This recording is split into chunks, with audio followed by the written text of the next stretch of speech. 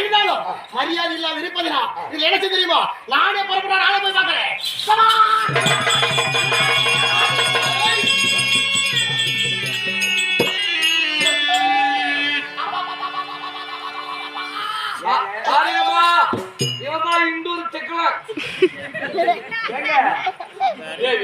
அரண்மனையிலே சதியமதியமாக இருந்துங்க. ஆமா, ஏதோ சிவபூஜையில கரண்டி ஒன்று தூங்குற மாதிரி ஏதோ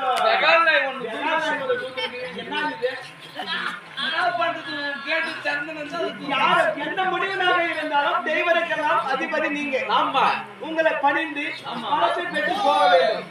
ஆனா சாமி பேசுறான் கவி பேரு சரி விட ஜடைவா தெரிப்பாரு.